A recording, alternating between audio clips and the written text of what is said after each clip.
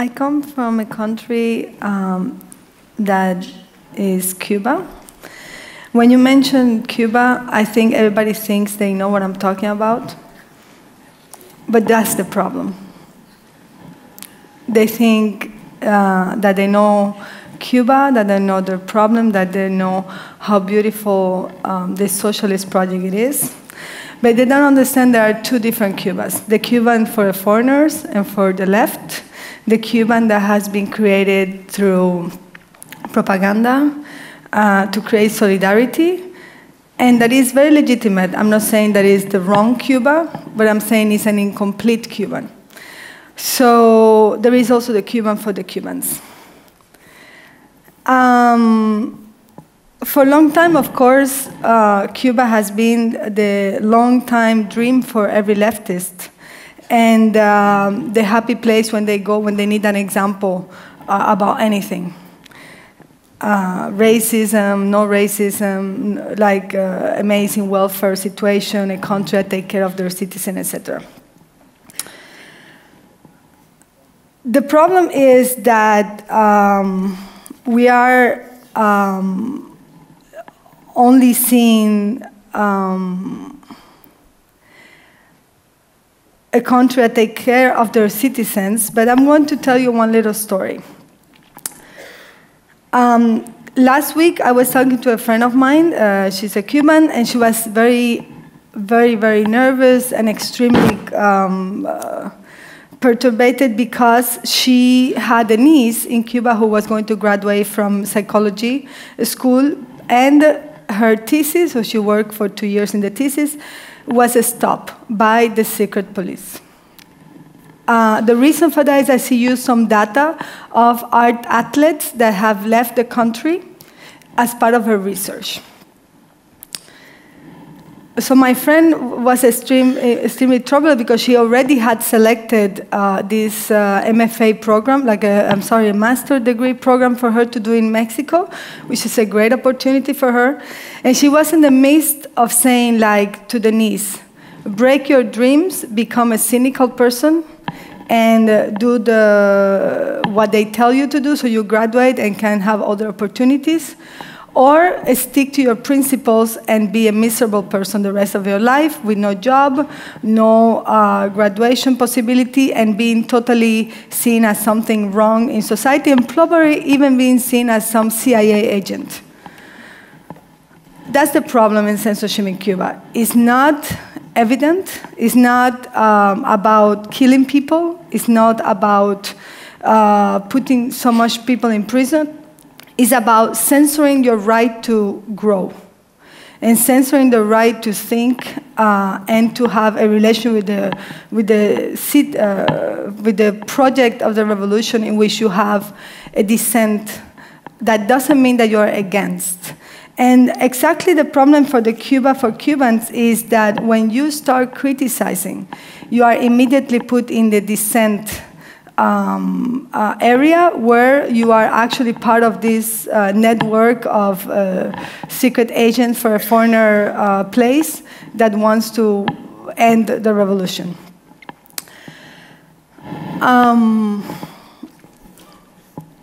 And this is what I want to talk about today. I want to call to the left people in the world, the left people who want to still build up socialism, the people who still believe in social justice, to join the cause of dissent in Cuba. Why? Because what is happening right now is that the only voices that we have in Cuba are supported by the church, for example. So what do we have as a result? People who dissent about the project of the revolution proposing a future where, for example, abortion is not an option, or when gay people are being suppressed, and that's not the Cuba I want.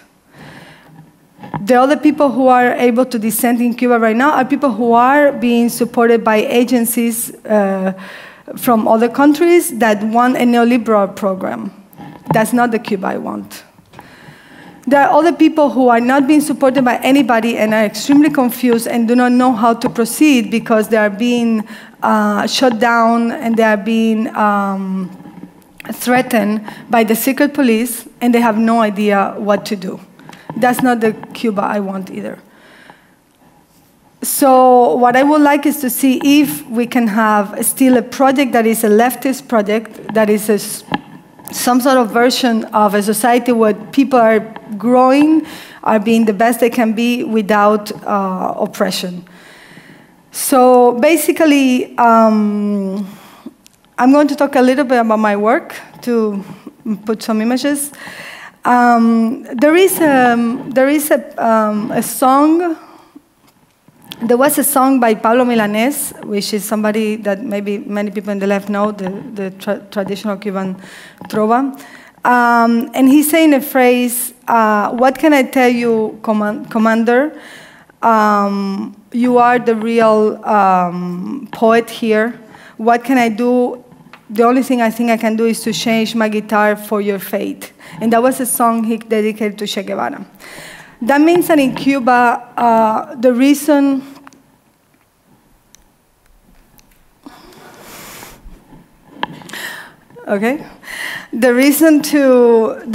to do art is very, very related to this social project.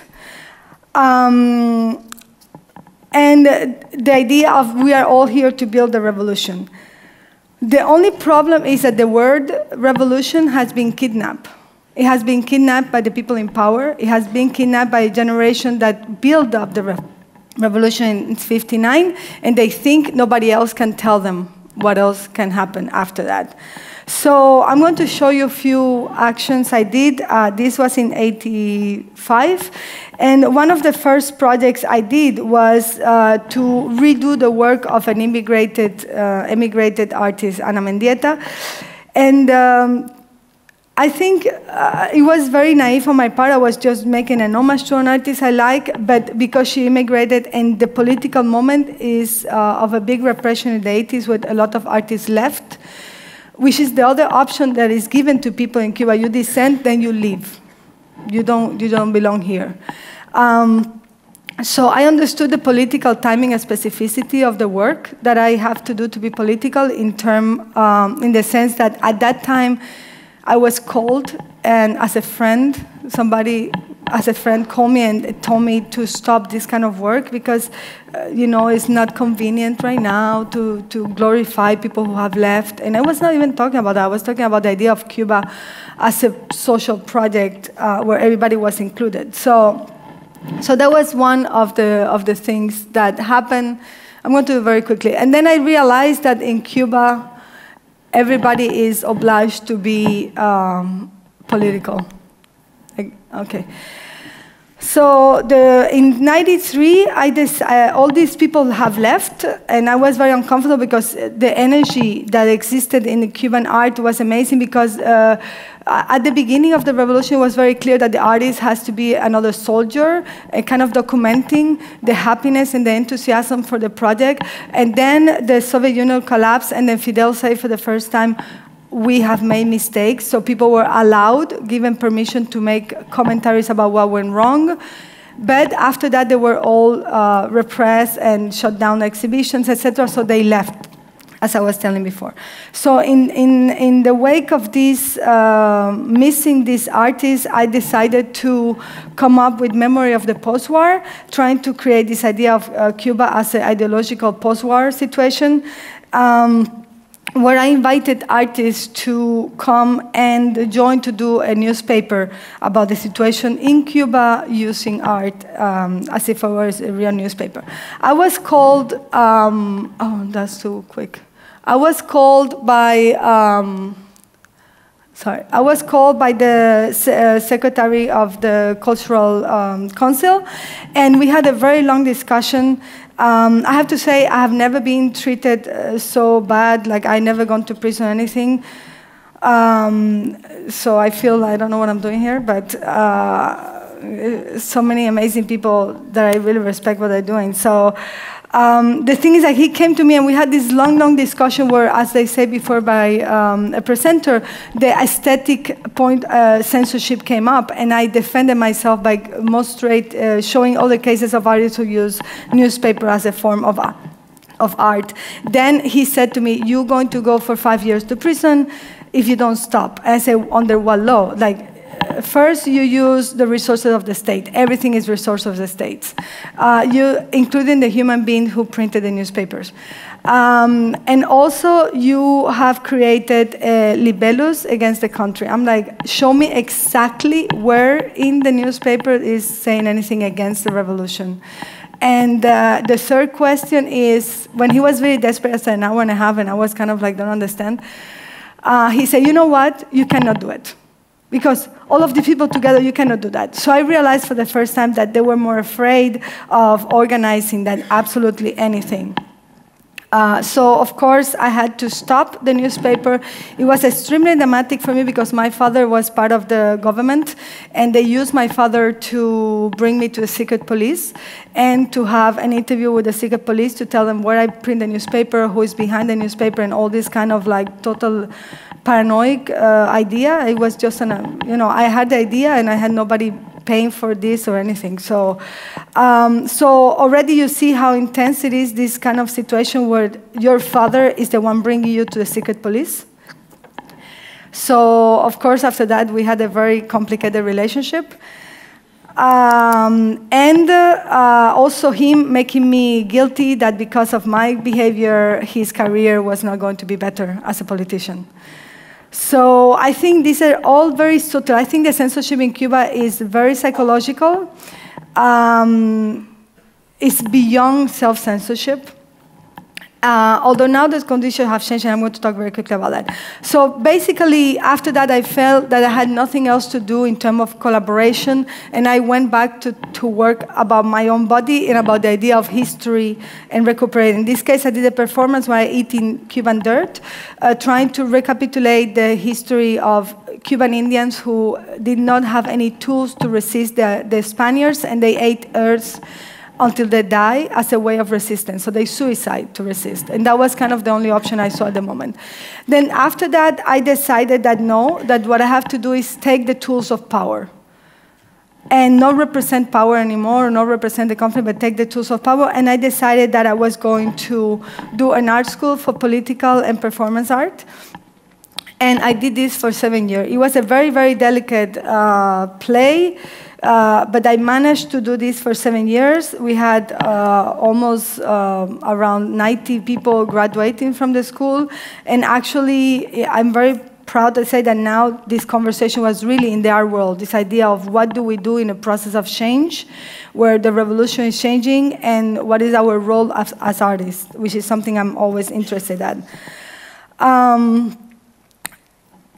So the thing is that, of course, the only self-censorship I did during this time is the fact that I decided not to show in Cuba for the whole time. So my work did not affect the students in case I did something wrong, and so on. But there is another situation. When you are from Cuba, people have this idea of what they want to hear. And also they love, some people love when you criticize Cuba, but they don't want you to come up with all these ideological tools to the country you just arrived to and implement it there to analyze this society.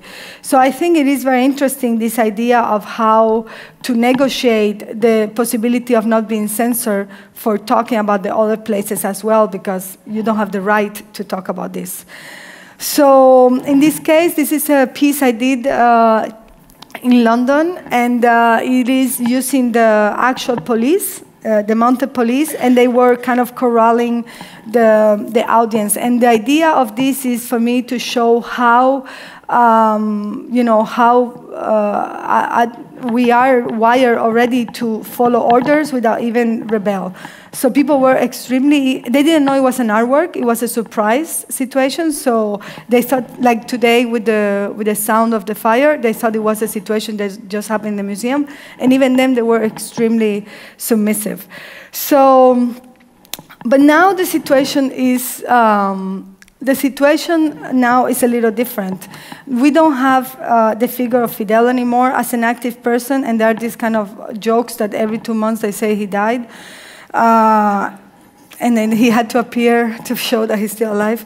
So I think this is a very intense moment because we have a new president that has a very different idea of what Cuba should be, that is, I think, desperate to sell Cuba, and also who have been extremely more intense with the dissidents. I mean, we have more people now that had gone to prison for dissent than any other time. So basically, when I finished the school, I was doing an exhibition about the school in the Havana Biennial, and then at the same time I did an exhibition in the Biennial with, when they invite me, not the Biennial, but somebody else invite me. So what I did is I took this idea of the photo of Fidel with the dove, and I created just a situation. This is what I do as an artist. I do not have a conclusion. I just create situations for things to happen to activate people as active citizens. You want to put the... Yeah. So basically I put this pedestal was used by Fidel, but he used every pedestal in Cuba, so doesn't mean he did so many speeches. So it's a 2, I put the time. Okay.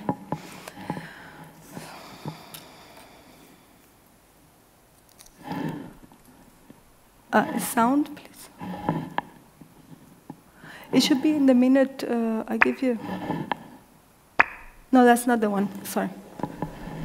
Yo quiero hablar en contra de la militarización que hay en Cuba solapada. Estoy en contra y voy a hacer mi denuncia en contra de todas aquellas cosas que me han molestado todos los días. Estoy en contra.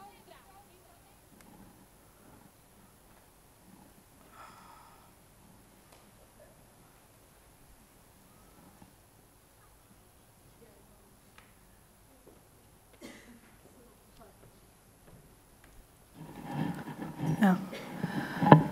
So basically I took the idea of, maybe without sound so I can talk, maybe, so I took the idea of activating the photo with the dove, so people were invited to talk for 1 minute free speech, and these people dressed in military outfit put the dove on them. And it was a very, very intense situation, where people for the first time said in public thing that was never being said in public.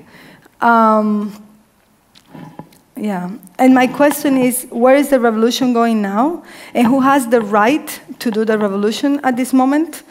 And what is the identity crisis that we are on right now? What is the identity crisis related to collectivity as well? To the concept of what is the collective? Can you put the sound for the next one to finish?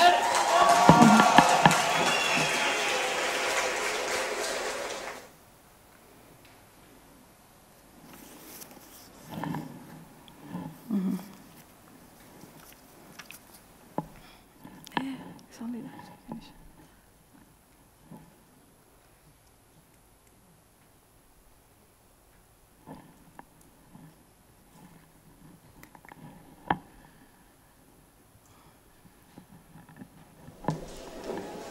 Que un día la libertad de expresión en Cuba no sea un performance.